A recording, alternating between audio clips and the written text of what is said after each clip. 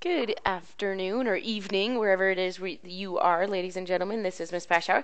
We're going to talk about a topic today, which in the past has been tricky for people, but you guys did such an awesome job with it last year in 7th grade. I know you're just going to be rock stars. We are going to talk about negative exponents. Also, we're going to throw in zero in there just for good measure. But yes, we're going to look for some patterns and see if we can understand how and why negative exponents do what they do. Because this is a review, I am going to take you through the explanation, similar explanation as to what we talked about last year. But at the same time, we're going to dive into a little more difficult problems just because it's fun, right? We're going to practice some tough problems with that. And then we're going to talk about negative exponents as they relate to fractions. Okay, yesterday when we talked about the dividing rules of quotients, we talked about when we have a fraction like, I don't know, 4/5 to the second power, what that does to those. Well, today all we're going to do is take that and put to the negative second power and see what happens there. Okay, so these are the things that we are going to work on today. So why don't we talk about why negative exponents do what they do? Again, a lot of people think negative exponent, I got to have some sort of negative number here, right? Maybe this one's -4. But really, even though that is intuitive and even though it's a good guess, it's not exactly right. We don't ever start with a positive number, put an exponent on it, and then get a negative number. That doesn't happen. You can get a negative number from an exponent if you have -2 to the third power. Okay, that's -2 times -2 times -2, which is 4 times -2, which is -8. So you can get an answer that's negative, but you have to start with something that's negative. Okay, notice what I've written up here as part of like our patterns. I have 2 to the 4th, 2 to the 3rd, 2 to the 2nd, 2 to the 1st, 2 to the 0 power, 2 to the -1, 2 to the -2. None of those are negative numbers. They're all positive numbers. So we really can't take something to the negative power and get a negative number. Last year we talked a lot about like, can you eat a sandwich negative times? Okay, can you go to the mall -2 times? It doesn't really seem to work so well. So let's look at what's happening in this pattern as my exponent goes from 4, 3, 2, 1, 0, -1 to see if the pattern can help shed some light on how this works. So 2 to the 4th power. Okay, 2 to the 4th power is 2 times 2 times 2 times 2, which is, gosh, this is a 4, that's a 4, so that's got to be 16. Okay, 2 to the 3rd power, 2 times 2 times 2 is 8. All right, to the 2nd power is just 2 times 2, that's 4. To the 1st power, that's just 1, 2. So what's really going on here? What's the pattern? As I move down each step, and we're going to really dive into this concept later on in the unit when we start talking about exponential functions. Just like linear functions had a pattern, exponential functions have a pattern too. And so what's happening is I'm going 16, 8, 4, 2. Hopefully you're saying, oh, so the pattern is that I'm dividing by 2. It gets half as large. Okay, you're not timesing by a half. You're actually dividing by 2 or technically multiplying by a half. So what I have to have here, because it fits the pattern, numbers have to work in the patterns that we would expect them to. So if I'm dividing by 2 here, I got to get 1. Okay, if I'm dividing by 2 here, I have to get 1/2. If I'm dividing by 2 here, I have to get 1/4. Okay, because it's half as big. Okay, think about your pizza. I'll draw a pizza over here. Okay, start with a full pizza. When I cut that full pizza in half, I now have 1/2, right? When I cut that in 2 equal pieces, well, now I have a 1/4. Because if I were to draw this over here, I'd have 1 blue section out of 4 blue sections, right? If I cut it again, this green one here, okay, now I'm looking at an 1/8. Okay, so that's what's happening here. If I cut an 1/8 in half, you can do it mathematically if that makes more sense. Instead of drawing a picture, you could say, all right, well, 1/8 divided by 2. I'm cutting it into. 1/8 divided by 2 is the same as to multiply by the reciprocal, right? So I would change it to multiplication and I'd flip this around. So I would get 1/2, and that would give me 1/16. Okay, so that's this one here, 1/16. Notice, the first thing I want you to notice, there are no negative numbers. Okay? Another thing I want you to notice is there's some patterns going on here. If I have 2 to the negative 2 is 1 over 4, and 2 to the positive 2 is regular old 4. That's interesting. 2 to the negative 3 is 1 over 8. 2 to the positive 3 is just 8. So really what's happening is, how could I have gotten this 4 on the bottom? Well, that's the same as 1 over 2 to the second. Okay, this is the same as 1 over 2 to the third. This is the same as 1 over 2 to the fourth. Okay, notice this. What if I were to, and don't freak out. What if I were to erase that piece there? Those would have to be equivalent. Those would have to be the same, right? 2 to the negative fourth power is the same as 1 over 2 to the positive fourth power. So hopefully you're remembering, this is coming back from last year, that if I want to get rid of a negative exponent, all I really need to do is flip its location in the fraction. Okay, technically this is in the numerator. Okay, 2 to the negative fourth, this just thing right here, I can make look like a fraction by putting it over 1. Okay, if I take this piece that's in the top and I move it to the bottom, well, now I have done the work to change my negative exponent to a positive exponent. So once I flip it to the bottom, it can become positive. Okay, if it starts in the bottom, I just flip it to the top. Okay, so negative exponents just means switch the numerator to denominator and the sign of the exponent will switch. Here is your formula right here. This bar gets a little light. And so we have a to the negative n power is equal to 1 over a to the n. Okay, I want us to understand this a little bit deeper as 8th graders. So I want you to understand that if it were to start in the bottom, if this were 1 over 2 to the negative third, so now the negative exponent is in the denominator, I can flip that to the top, and I get a positive. Okay, so it could start in the bottom, it could start in the top, but all you got to do is flip its location, and you will be able to change the sign of the exponent. Okay, because that's the key to actually doing these problems. You have to change the sign of the exponent. The way to change the sign of the exponent is just flip its location in the fraction. Okay, so go ahead and write that down if you need to write it down, and come back to me when you're done. All right, hopefully you are done. Let's see if I can just really help you to understand one more concept, something that I guess I didn't really point it out here, but did anyone notice this guy here? The 2 to the 0 power. Okay, 2 to the 0 power is 1. One of the reasons that it has to be 1 is because it fits this pattern. Okay, it fits the pattern where I'm dividing each through. Another reason that it has to work is I have plenty of properties that I could prove it true for in two different ways. 5 over 5 is 1, right? Any number divided by itself is 1. So therefore, 4 to the third power over 4 to the third power has to be 1. Has to be. Even though these are like complex powers, they're still the same thing. Okay, 4 to the third is the same as 4 to the third, no matter what, which way you look at it. So therefore, that has to be equivalent to 1. Okay, that has to be 1. What if, instead, I were to use this property I learned yesterday about dividing powers, like quotients.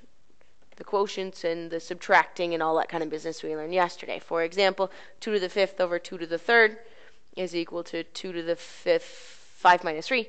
Subtract them, and I get 2 to the 2nd. What if I were to do the same thing with this?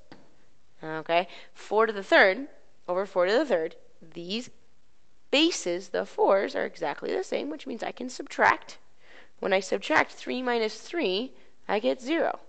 So therefore, 4 to the 3rd, because I followed all the rules here, starting with this, and I got 4 to the 3rd, and I followed all the rules here, and I started with this and got 1, that means these two things in green have to be the same. If I started out with two things that are exactly the same, and I followed all of my mathematical rules, it means 4 to the 0 has to be equal to 1. Okay, if we haven't written this down, maybe it's time to write it down now. Any number to the 0th power is 1. Okay, go ahead and pause and write that down if you need to.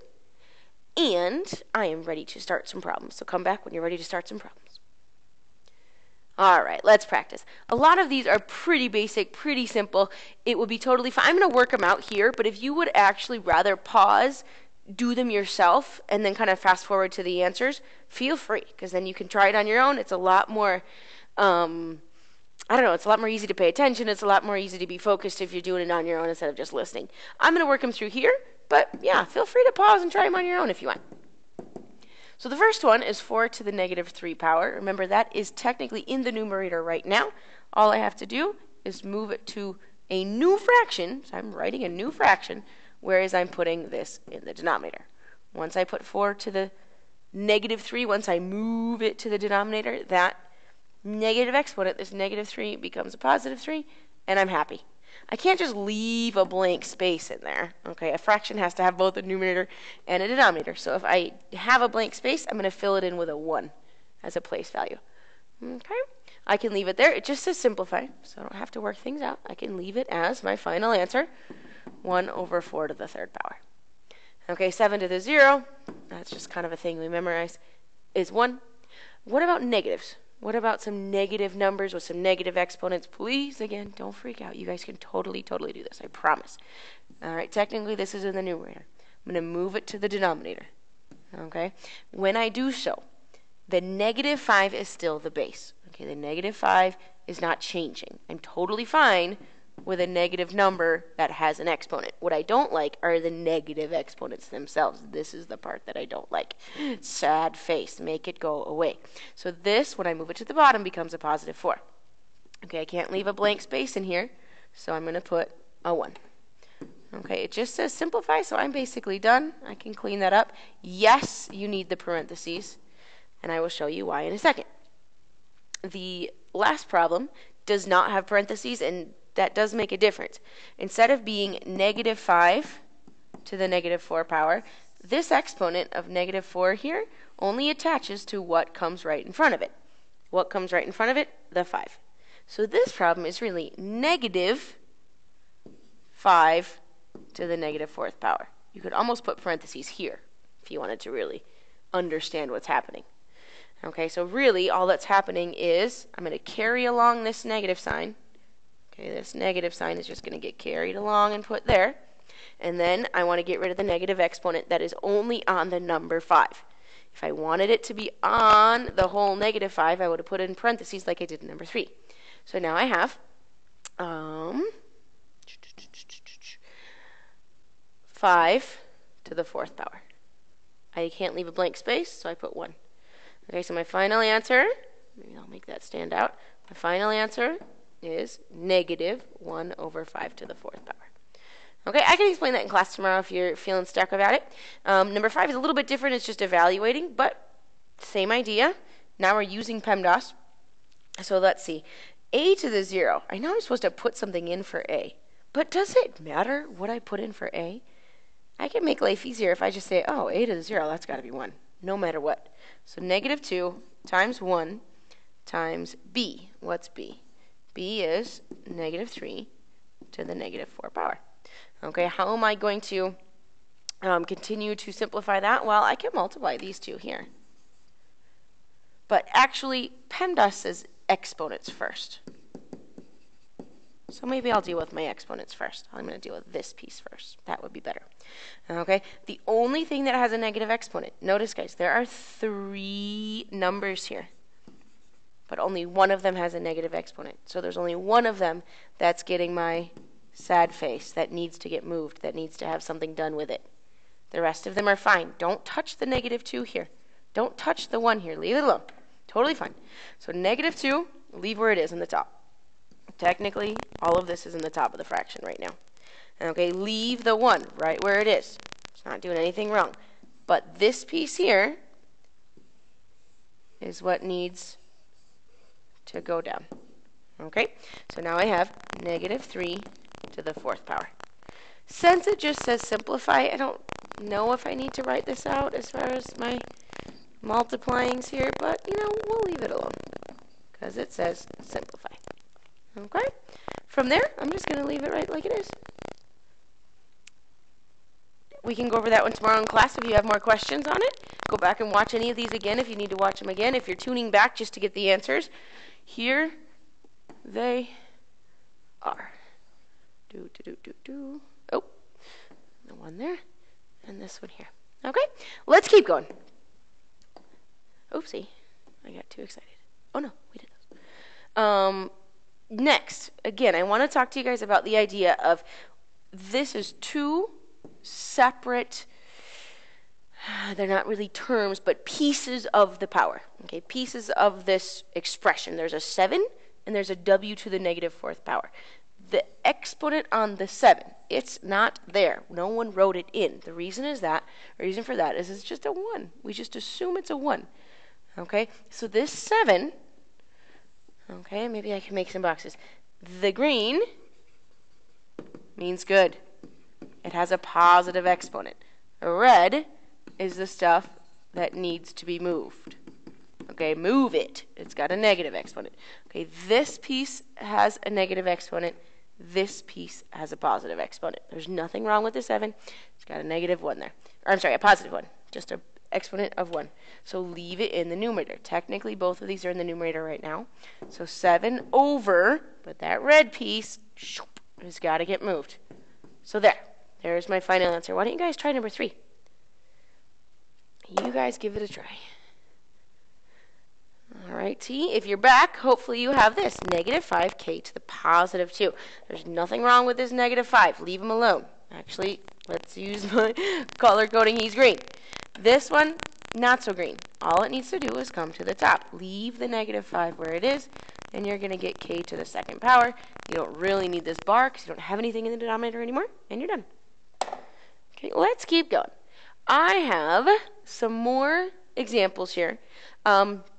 I feel like we've done lots and lots of examples, so why don't we just go to these? Why don't we skip the first 3?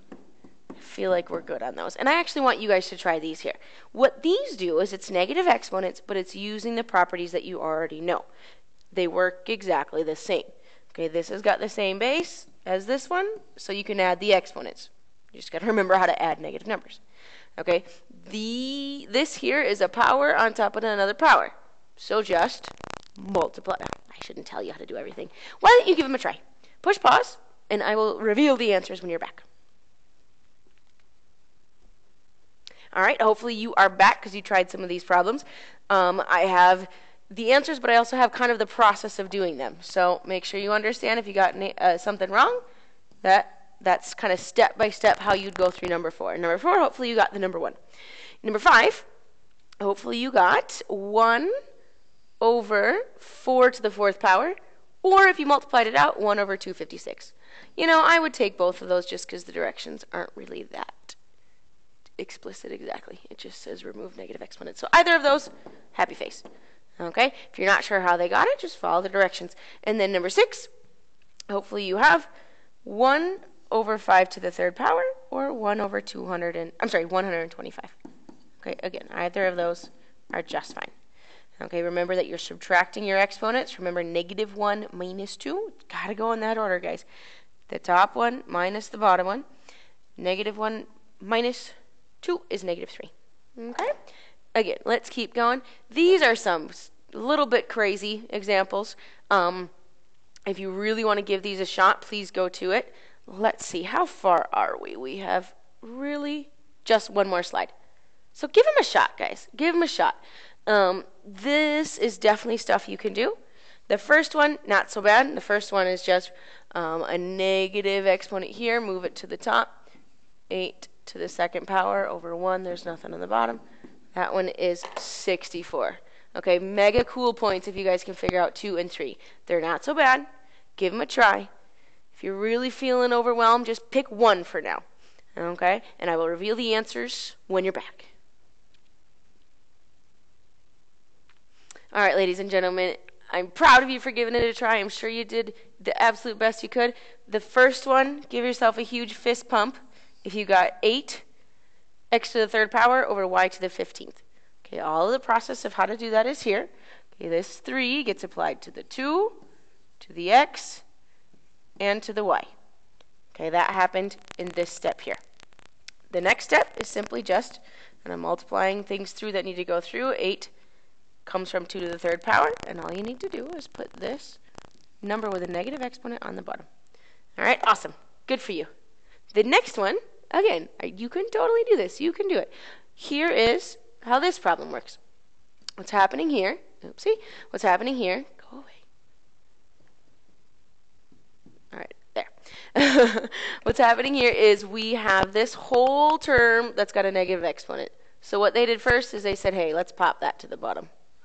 Okay, we left y to the 5th alone because there's nothing wrong with it. And we left this piece here alone because there's nothing wrong with it. Once we have all of this stuff here on the bottom, it means that we got lots of x's and lots of y's that we could put together. If you didn't know what to do first and now you do, try it on your own from now on. Okay, stick your nose back into that notebook, see if you can get it from here. But what you're going to do next is multiply maybe your coefficients to get negative 16. Your x's can come together, x to the second is x to the 4th. And then your final step is to take care of the fact that you have a y on the top and a y on the bottom. So those can get put together. 5 minus 2 is 3. So that is why this is your final answer here. Again, huge pat on the back if you guys got that. I have one more little bitty slide and then we're done. We're almost there, people. This next one is very similar to what we did yesterday about fractions. All that you need to understand here is this negative number is going to get applied to both of them. So what's going on here? Is there a way I could come up with a shortcut? Is there a way I could make this a little bit easier? Basically, we have 2 to the negative 2 power, 7 to the negative 2 power. Because we learned yesterday that the exponent on a fraction needs to get applied to both the numerator and the denominator. If both of these are negative exponents, well, now this one's got to go in the top. I'm sorry, in the bottom. 2 to the second's now got to go to the bottom because it's got to get flipped. This one here is got to go to the top. 7 to the second. Another way to write that could be simply 7 over 2 to the second power. Do you notice anything? If I wanted to look for maybe a quicker way to go from here to here, okay, what's one way I could get rid of that negative exponent on a fraction? Well, I could just take the fraction itself and just flip it. Instead of having 2 over 7, I could now write just 7 over 2. And I flip both this one here, this one there, the reciprocal of the fraction, and now my exponent is positive. Okay? Key idea here, when a fraction is raised to a negative power, take the reciprocal of the fraction and raise the numerator and the denominator to the positive power. Okay? Meaning, if you take the reciprocal, your power is now positive. Your exponent is now positive. Okay? You can see that here. All we did here is flip the 3 here, the 4 there, and my exponent is positive. That's the idea here. Okay, this one's a little more complicated, but you can see how it works. If you really want to, try that on your own, go back and rewind the video to before it was revealed the answers. But you guys have been doing a lot of really tough example problems, so give yourself a hand for that. And if you want to attack any of these two on your own, that's fine. But we are all done with notes. Hopefully you're feeling good about these objectives. As we learned about 0 and negative exponents. We did lots and lots of practice problems with 0 and negative exponents. And then we talked about negative exponents on fractions. If you're feeling good about those 3 things, then I will see you in class tomorrow. If you are not feeling so good about those 3 things, go back, re-watch pieces and parts of the video. I'll still see you in class tomorrow, but maybe you want to check over a few things a little bit longer and just take a little bit more time. All right, guys. Have a great night. I'll see you soon.